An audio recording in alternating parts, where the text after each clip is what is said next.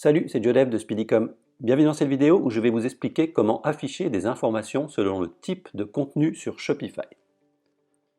Donc avant de commencer, vous trouverez dans la description le lien de la version écrite qui vous permettra de récupérer les différents codes nécessaires à la réalisation de ce tutoriel.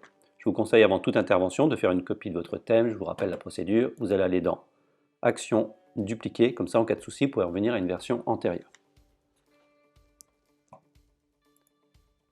Donc en quoi ça consiste? Ça va permettre d'afficher des informations selon qu'on soit sur l'accueil, sur des types de contenu page, collection, produit ou panier. Le checkout on ne pourra pas forcément parce que le thème n'a pas la main là-dessus. Donc je vais vous donner à chaque fois deux conditions. Une condition pour afficher quelque chose sur un type de contenu et une condition pour afficher quelque chose sauf sur ce type de contenu bien précis. Donc on va aller dans thème.liquide et c'est là qu'on va travailler. Donc on va par exemple se mettre tout en bas.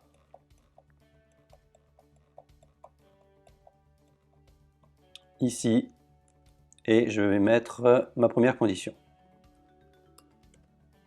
If template.name est égal à index, c'est que je suis sur la page d'accueil.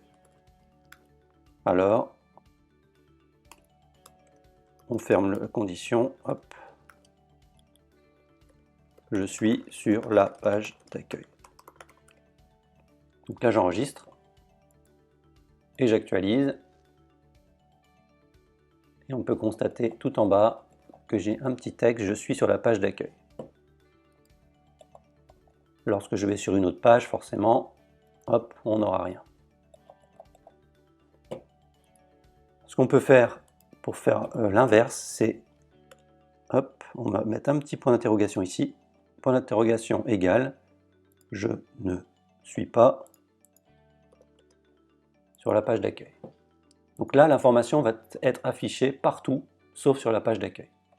Vous voyez, je ne suis pas sur la page d'accueil, je reviens sur la page d'accueil et je n'ai pas mon texte. Ce type de système peut être sympa pour pouvoir mettre un banner bien spécifique sur chaque contenu, par exemple ici, pour pouvoir proposer des choses vraiment différentes. Alors maintenant qu'on a compris le principe du je ne suis pas, on va rester sur je suis. Donc si vous voulez les codes, ils sont ici. Si le template name est égal à page, c'est que je suis sur une page.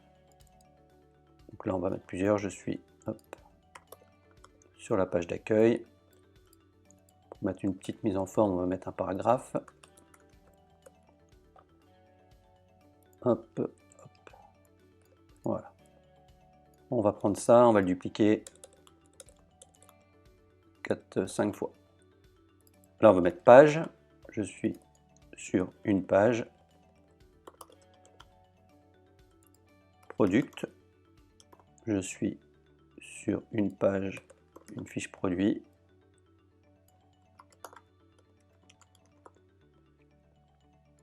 Collection.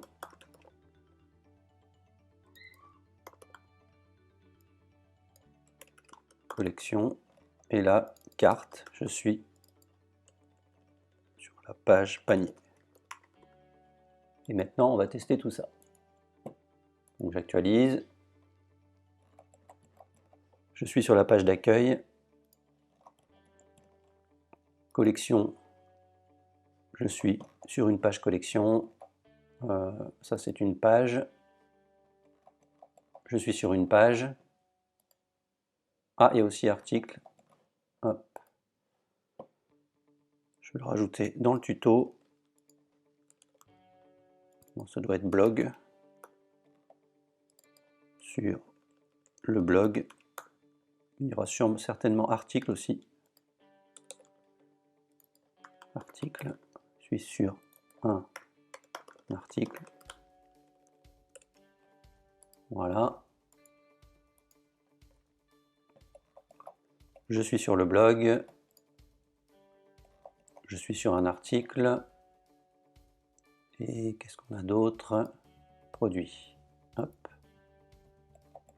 Je suis sur une fiche produit. Et là, je suis sur la page panier. Donc, vous voyez, c'est très puissant. On va pouvoir mettre des informations selon le type de contenu.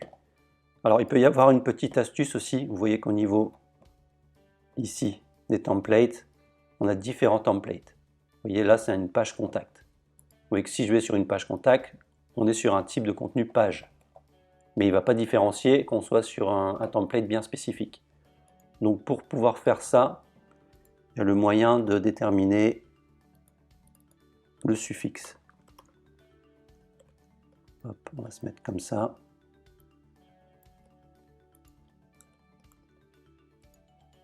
On va afficher le suffixe. Je me remets ici.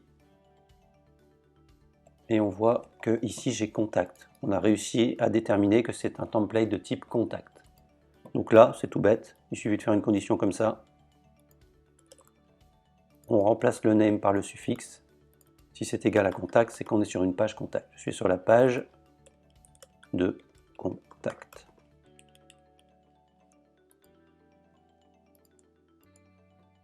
Donc je suis sur une page, bien entendu. Et hop, je suis sur une page de contact. Et je suis sur une page. Bien sûr, vous allez me dire, oui, mais on aurait très bien pu l'écrire dans les fichiers. Alors oui, sauf que ça serait même bien plus propre, sauf qu'en fait, des fois, on a besoin d'avoir des conditions bien spécifiques selon des codes bien précis. Et des fois, c'est beaucoup plus pratique de faire quelque chose comme ça que d'aller dans chaque fichier. Parce que là, vous n'avez qu'une modification à faire, alors que si vous vous mettez sur tous les fichiers, vous allez devoir intervenir sur tous les fichiers à chaque fois qu'il y aura une modification. Voilà, j'espère que ce tuto vous a plu, et n'oubliez pas de mettre un petit pouce bleu et de vous abonner à la chaîne. À bientôt.